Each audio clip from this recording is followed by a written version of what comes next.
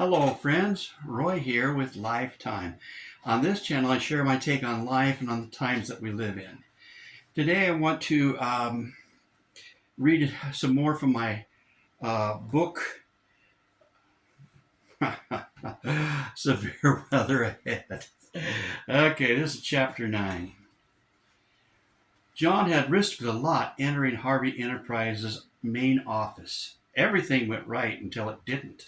A secretary walked in just as the computer downloaded to the thumb drive was complete. She screamed. John grabbed the thumb drive and bolted for the door, knocking the secretary aside and running into a rather large security guard. Fight or flight kicked in and John ran. He ended up coming out a side door and running into a group of 3 men, sending everyone sprawling, including himself. John jumped up, and so did one of the men, who John recognized as one of the men who had been following him. The man had his weapon out and pointed at John. You know that thing about your life flashing before your eyes? Well, that didn't get a chance to happen because the door John had just come out burst open again, and the rather large security guard mowed over the man facing John, causing the weapon to fly and both men to crash into the other 2 men who were just trying to get back up. If John had been watching this as a video, he sure would have been rolling on the floor in laughter. But as it was, he scooped up the fallen weapon so he wouldn't get shot in the back as he sprinted the 50 yards across the lawn toward the woods beyond. He glanced back as he entered the woods and was gratified to see that not one of the 4 men were doing any more than rolling around in pain. Note to self, John thought as he continued to run. Send a Christmas gift to that rather large security guard. An hour later, John was sitting in his motel room. He didn't believe Harvey Enterprises would call the police about the break-in, but he was sure the 3 men would be on his trail. He wrapped the thumb drive in a manila envelope, addressed it to a church he knew Jim would be at, grabbed his things, and headed toward his rental car. He would send the package by overnight shipping and call Jim as soon as he got clear of the city. The church at Lamar was tiny by any standard. It would be hard to seat 40 people in it, yet on this night there was room to spare. Maybe 20 people, everyone included, showing up. After a brief introduction by Pastor Barnaby, Jim took the stage and led in a couple hymns and a song called Goodness of God. Even though the few people there were mostly old, they seemed deeply touched by it, as if it spoke what they felt in their hearts. Molly realized there was something more in this group than what she had seen in her father's church. She had always thought that the church was like going to some sort of club where you paid your dues, showed up in the proper attire, said the right things, and you were considered a member in good standing. It was as if this group really knew their God. Molly looked around at these people and kind of wanted to be like them. Then she froze as she looked toward the back. There stood Dora, looking, well, gorgeous and out of place in her finery. Her dress was cut too low and was too short. She definitely didn't fit in. She stood there like 5 exclamation points at the end of a sentence. What are you doing? Thought Molly.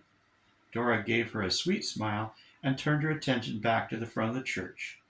Molly turned her attention toward the front of the church as well.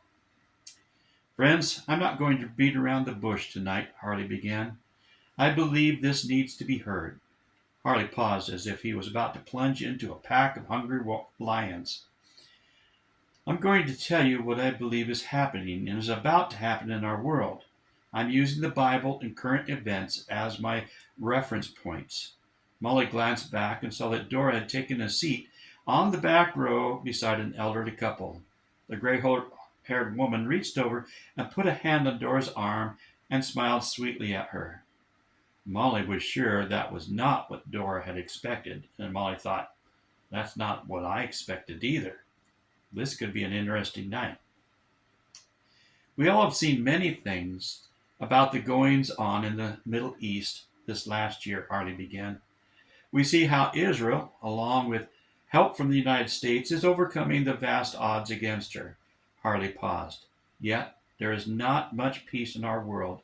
We have seen the world in general turn against Israel, which I believe has been the goal of Israel's longtime enemy. Let's refer to it as to its given name, Persia.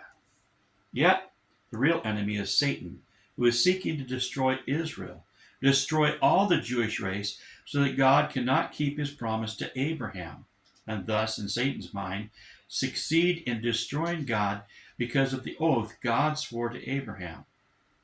Again, Harley paused as if to let that sink in. Fortunately, the Bible shows us that things or how things will ultimately turn out. I believe the ultimate plan to destroy Israel is about to be played out in front of our eyes, Harley stated. For this plan to be carried out, though, the United States must somehow be neutralized. Suddenly, Dora, whose mind had been wandering just a little, watching Jim with interest and looking with some annoyance at Molly's intense focus on what Harley was saying, now found her focus zeroed in on Harley. Here was something that affected her country, and her FBI training kicked in. I can imagine some ways the plan to destroy Israel might be carried out, Harley went on. I was a little concerned when a large amount of the U.S. war machine was parked in the Middle East. I was concerned that some sort of trick might have been launched on our carriers, taking out one or more of them. I thought that might send the U.S. scurrying back to safety, leaving Israel unguarded. Thankfully, that hasn't happened, Harley said with obvious relief. I have also wondered if some interior terrorist attack on our power infrastructure might also take the United States' focus off Israel. And that still might be part of the plan. There is another way, though, the way I believe the go ahead for the ultimate strike on Israel might come to pass. Harley paused, turning his notes. The United States is a permanent member of the UN Security Council, and such has veto power on any such resolution against any country.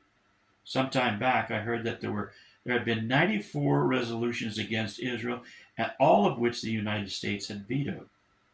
Imagine if the United States, for one reason or another, stood aside on the vote. The countries against Israel would could legally invade Israel, sanctioned by the UN. What would cause the United States to do such a thing? Harley asked. Back when Israel was invading Gaza, after the surprise October 7th attack, I read that the president threatened to not veto such a resolution against Israel in an effort to curtail their attack. Thus, such a thing is possible. But surely not, stated a man in the center of the church. The United States has been an ally with Israel since its beginning, he stated. That is very true, Harley agreed, unflustered by the interruption. I'm pretty sure, even now, the president who failed to veto such a resolution would be committing political suicide.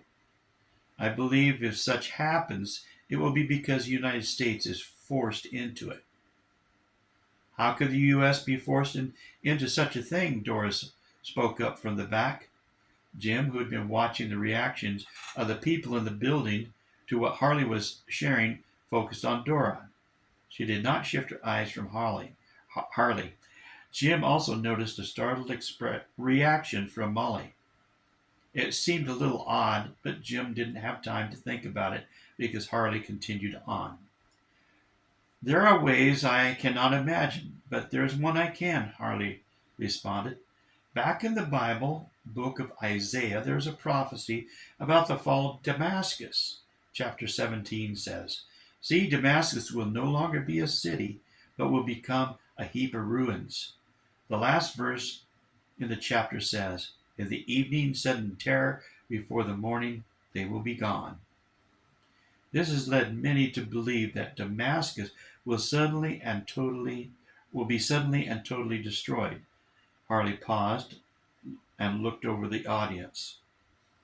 Israel has what it calls red lines. If someone steps over red lines, Israel will respond in a severe manner.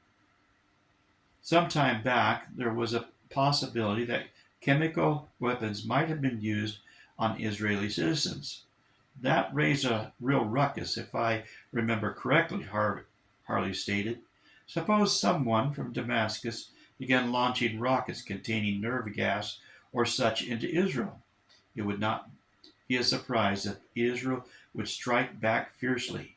We would expect that, but as all of you know, the multiple front war has taken a heavy toll on Israel.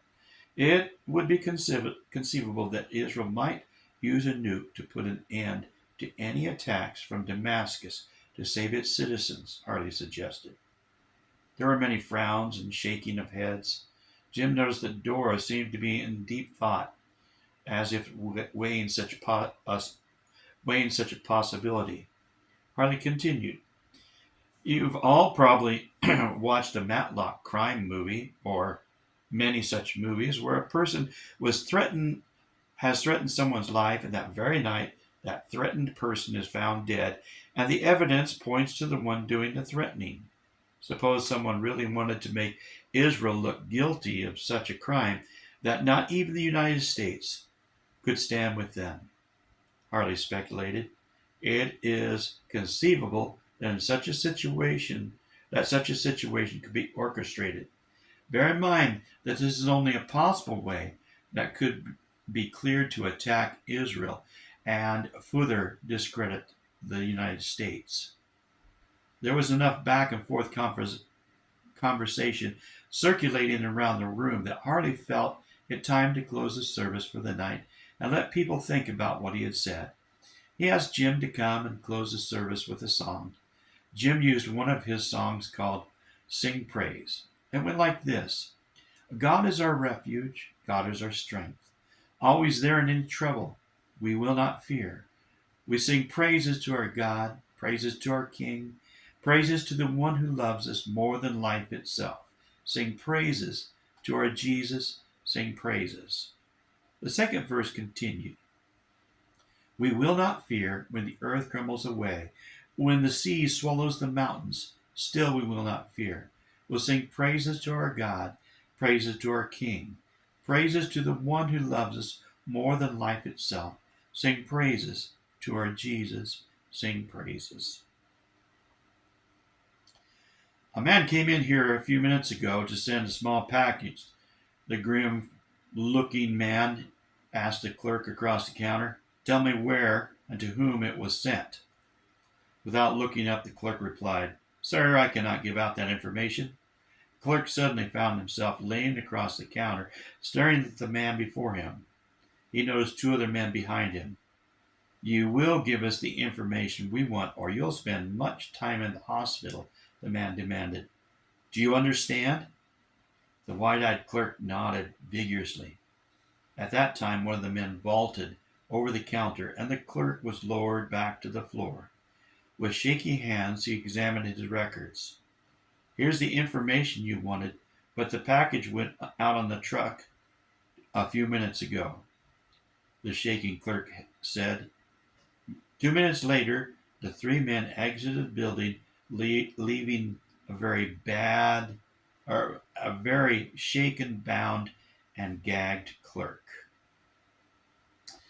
Well, that's the end of chapter 9. Chapter 10 is ready.